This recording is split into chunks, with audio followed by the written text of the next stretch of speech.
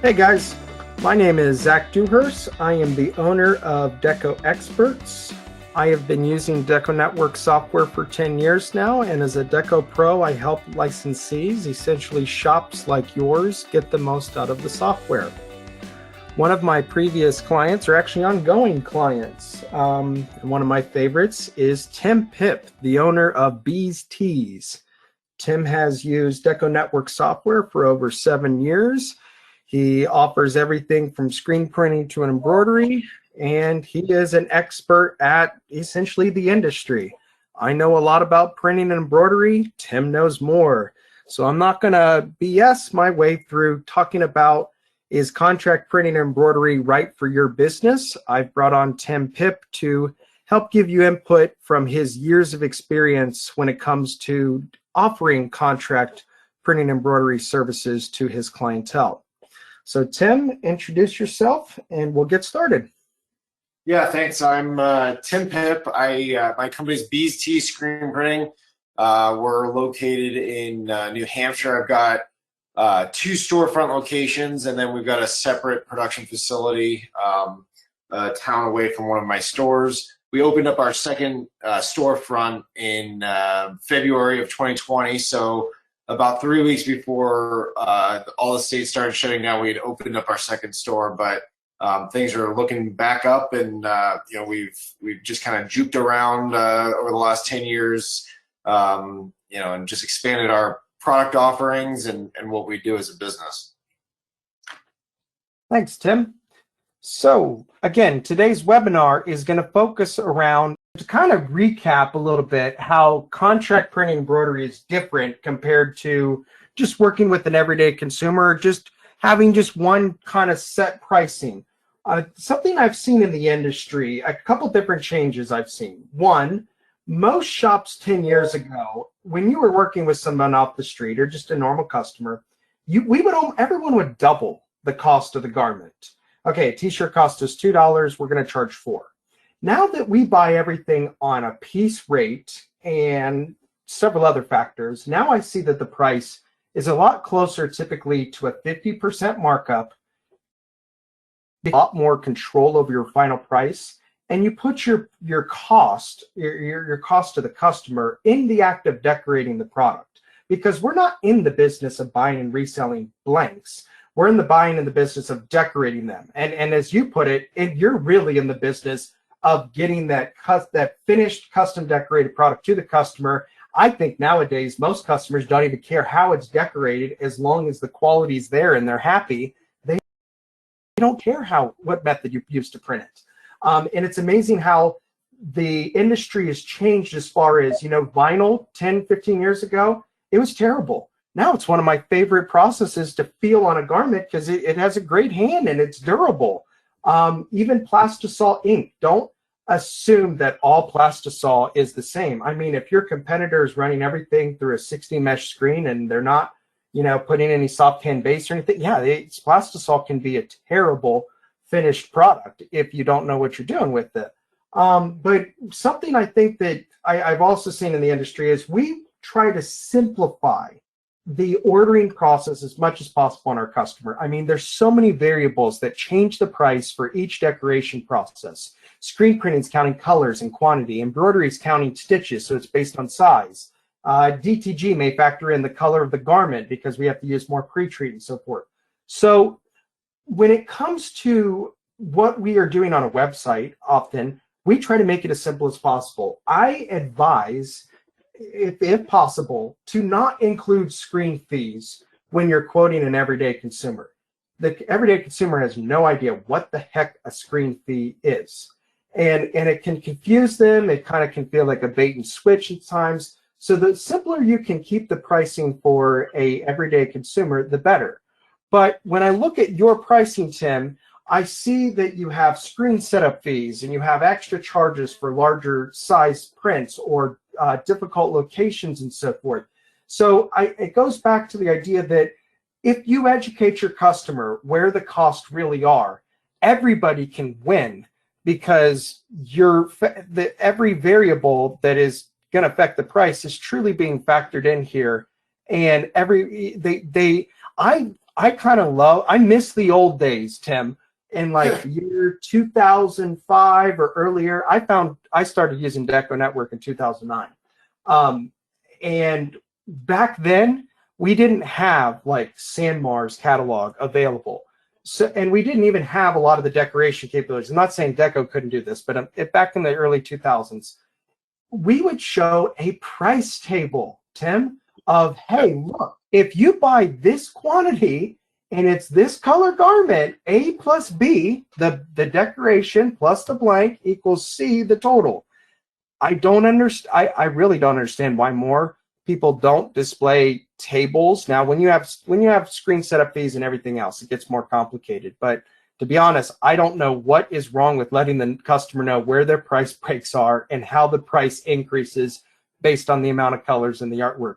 There's nothing here that is going to hurt the relationship. But you said that it takes, a month or two. But once after they've placed a few orders, is it pretty easy for them to just quickly understand how it works? Or and you also mentioned some of your customers, they refuse to learn how it works and they just want to keep saying, okay, what's the price going to be? Yeah. It really does take about 2 months, and I said that I've got one of my employees that really, she manages a lot of our contract accounts, and we always have a conversation of like, what don't people get? I know, like, we're kind of giving it to them this way, and we just get a lot of pushback. But over time, people, like, they learn our process, they learn the address to ship to, and an example of that is, we have 2 store locations, and we have contract customers near both locations. One of the locations is an hour and a half from my production facility. The other one's about 10 minutes. People feel like a lot of our contract customers will buy the products from like Alpha Broder, ship it to their house or their business or whatever, go through it, bring it to our store, and feel like that is a better transaction for us. My store is an hour and a half away. We go there 2 days a week. That's pretty much what we do. So if you bring the box of shirts on Tuesday after my employee has left, that means we're not going there until Friday. So that's a 4-day delay on your order. So just ship it to my warehouse. I'll count it in. I'll let you know what's missing. But so that we've heard, I'd like to count it instead. But that's going to add 4 days to the back end. So if you need this for next Tuesday, and you're giving me the shirts on Tuesday, then I'm not getting them until Friday. You won't get them until the following week. So just teaching them our ways and the way we expect things and the purchase orders, and this little a la carte menu. The beauty of it is you do know what you're getting, and if you're buying the shirt and you want a 1-color print, here's your price. But you got to you got to know that if you're on a pocket, or if you're doing 5 yellow and 5 white print, you're going to get a color change. And if you're going to get sweatpants, there's going to be an extra charge. And the reason for those are when we go to price our normal customer, those things are built in. But when we're pricing our contract customer, we're basically saying the swipe of the squeegee costs this much. If it's got to slow down, if we've got to do something special, it's going to cost you a little bit extra. And the purpose of the contract relationship is ease. So the harder you make it, the more you're going to pay. And that's really the not me being mean way of saying it. An oversized print, it just takes a little bit longer to print. That's typically, and on an oversized print, you're probably making more than one screen. So 25 cents isn't that much, but you're also using more ink, and there's a couple different factors that factor into that. There's one thing I didn't add on here. We have an iron on our auto that I do need to add, and these clearly say 2019. I've updated it over the last 2 years, but we're due for a new update. But we got an iron for our press, and that's an add-on. So like that doesn't, if you say we want a nice soft print, or you have fibrous shirts, we may use the iron, and most likely we're not going to charge you if we have to use it, but if it's something that your customer wants, because it slows us down. So, you know, we're charging for it. But with our normal customers, we don't charge a screen fee. $10 t-shirt is $10. It's not, and I'm in New Hampshire, so I don't have tax. So a $10 t-shirt is a $10 t-shirt, and that's it. You know, one of the things that separated me when I first started, I've been doing this since 2010. I had a lot of competition in the town that we were in, and you know, I had to think outside of the box, and everybody was charging screen fees, and so that's something people hated. And so we wiped out the screen fee. People were like, "Oh wow, like no screen fee." So you know, you're saving them 25 to $100 per order just by you know, just by not charging that fee. And the way I've always told it to my customers is, if you go to a mechanic and they charge you a wrench fee, you should find yourself a new mechanic, because it's a tool that we use and it's not something you're going to get in the end. Yeah, and you can just build it in the unit print price. Yeah, Which is pretty simple. But it's kind of sounds like for your contract pricing, you look at where every one of your costs are, you find out how much you need to be able to make off of that cost, and then you just pass it on to the customer, or your client in this case. It's not trying to find every little way you can make money. It's just making sure you're covering your cost and making money at the same time. yeah, yeah. And your turnaround times are often quicker for contractors. It kind of depend on the client. Sometimes they need it faster. Sometimes they have more flexibility. Well, you know, I think industry standard is a 2-week turnaround. My business standard has been 2 weeks forever. I mean, I was in the basement by myself 2 weeks. We have 2 autos, 2 weeks. It's just somehow we always fall into that 2-week turnaround. Now, especially with shipping and all the mess that is, it's 2 weeks. But you know, contract's a little bit different because most of the time they're sending you their shirts, or their apparel. So you have their stuff possibly a week before they need it. And then you got to also remember that they're in business doing the same thing that we're doing. So they're selling, you know, to the same type of people. And so we often will be a little bit quicker than 2 weeks for a contract. Most of the time it's about a week. You know, if we can make that work and have it happen. But again, we need to make sure that we're not super busy and going to fall further behind by throwing a contract job in. But there's an understanding, and everybody, all my production people know that contract and blind orders are very, you know, very important to get done quickly. Blind orders. You're talking about a white labeled kind of drop ship fulfillment glove service where you don't have any B's T's branding, because your client might say, hey, I'm shipping you these shirts from Alpha. I want this artwork on it and everything else, but I need you to ship it to my end consumer. And essentially it needs to look like I did 100% of the work. Is that correct? That's right. Yeah. So, you know, with Deco, this is a good one to talk about. You know, with the web store world, the direction of our business is going web stores. I actually just hired a full-time web store builder. He's going to come on and he's going to, you know, build web stores for our customers. He's going to work directly with the customer, and then he's going to build the web store, maintain them. So the direction of our business is web stores, and Deco does a really good job of doing the white label. The one thing that I would say is you can't get away from it completely, because the card gets charged from my business, so I can't really white label there. But you know, we often have these web stores that don't want us to be the printer, if you will. They're the apparel brand. They want it coming from their address. They want it coming from their name. They want their business card slipped inside of it, and they want their packaging on the outside of it. And so we do a lot of that where, you know, it'll be white labeled. It'll have a different business name. You wouldn't know that my company printed it. And in the contract world, that is the understanding. I will not come after your customers. I will not, they will not know that I printed your stuff. We will not, you know, put anything on the box that says my name on it. You know, with a lot of our local contract customers, we have to be careful because the customer either went to us or to the people that we're printing for. So, my original store is located in a town. We print for 4 or 5 of the 12 shops that are around us. And, we might get a customer to walk in and say, hey, I want a quote. And then they go to our customer and then they get a quote. And then we're printing the job anyway. They don't want to know that Bees Tees printed their stuff. They want it to be, this other company that printed their stuff. So we're very conscious and cautious about how we put those out. You can really destroy a relationship. And I've learned that over the past.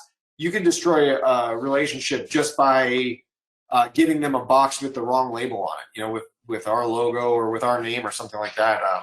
And if you're in the promo business in general, most of that stuff is coming blind from or drop shipped from a vendor. You may not see the pens that go to your customer, but it has your name on them. Yep. And you do upcharge to slip in things like business cards and other promotional marketing materials for the client? Yeah.